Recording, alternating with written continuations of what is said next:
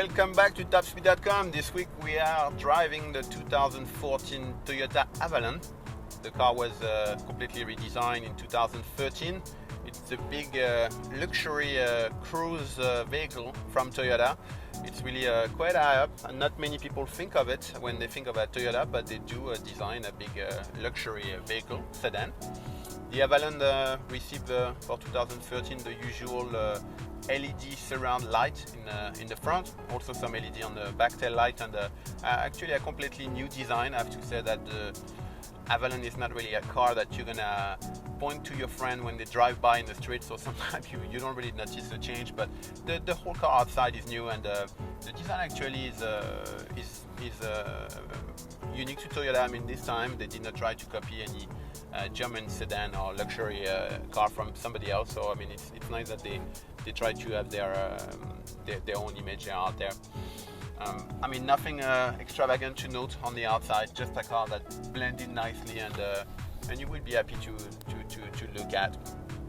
On the interior, the Avalon really stands out, especially we have a two-tone beige and black interior that really looks very attractive. The smart thing is that on this one they actually kept all the bottom part in a black color. That means the carpet and the plastic are all black, so you can enjoy actually some beige seats without having to worry every time you step in to leave some huge footprint on the floor. So that's always something that upsets me in all the Lexus with beige interior. Everything is beige. I mean, you can't touch anything, especially the part where you put your feet on, get dirty really quickly. Okay, this year Toyota also bring a kind of a new design all over the brand. You can also see it on the RAV4. They have that big leather piece that covers the whole dashboard from left to right with a center manual stitching. Very nicely done. On the Avalon, I'm not a big fan of the center console here. It looks like a huge big table that's slanted. I mean, it's a little bit of a weird design.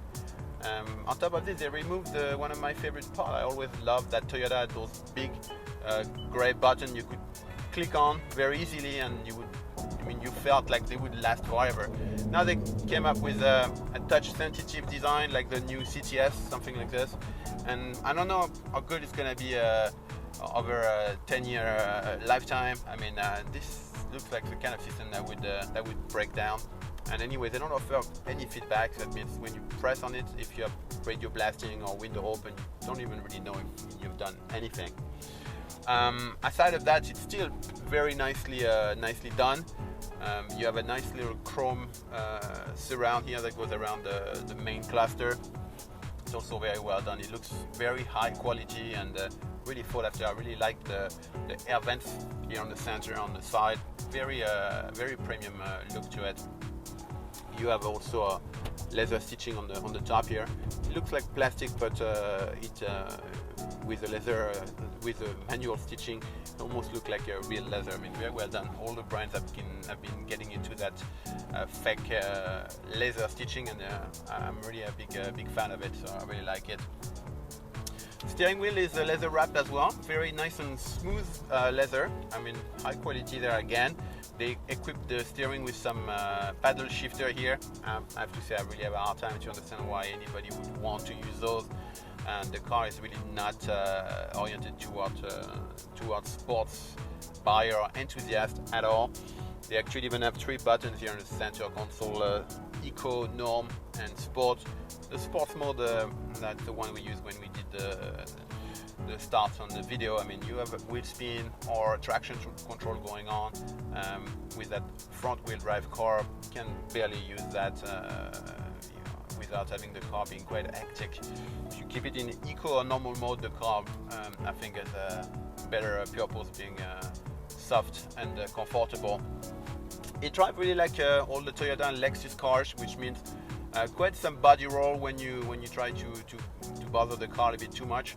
But everything is pretty sharp. The suspension responds very well. It's still a bit wobbly, of course, but it's got a pretty good driving attitude. I always like Toyota and Lexus. They don't offer much feedback to the driver, but you can drive fast and you always feel in control of the vehicle. So they do a very good job on this. This is not a hybrid, so you have the good old braking pedal feel, steering also what you would expect, no dead center or nothing that would be annoying, just what you would expect from a regular Toyota of that price. The car actually costs $42,000. We have a $1,700 option tech package that offer a radar guided cruise control. I always love that option. You know, you can just set your regular cruise control, but if a vehicle in front of you would be slowing down, getting too close, the car will just slow down and adapt the speed to the vehicle right in front of you. So you don't have to always change your cruise control speed. I even use this around town because cops are everywhere here, so you always have to set your cruise control, but you never know how fast people are gonna go in front of you. So this really helps you not to think about your speed. Your car just slow down and go. It's a great option. It's not cheap, but I'm always a big fan of the option.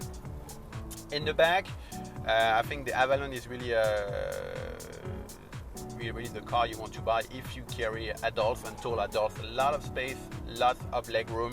You also, of course, have a big trunk space on this car. It's obviously a long distance cruiser, so space in the back and for luggage is something they of course thought about.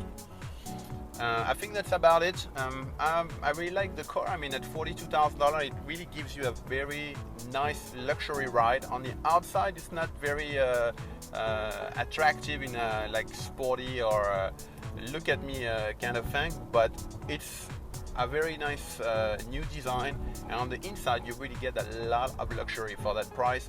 I mean, a few years back you would have to pay double than that to get that kind of interior finish. So you do get a pretty good deal, and you have a Toyota. It means great reliability and also low cost of ownership, because you will be able to resell that car pretty quickly and at a very good price. So that's also very important. Okay, that's about it. Come back next week on topspeed.com. Hopefully we'll get something a little bit more fun to talk about, but still long distance cruiser, $42,000, lot of luxury. Check out the Toyota Avalon.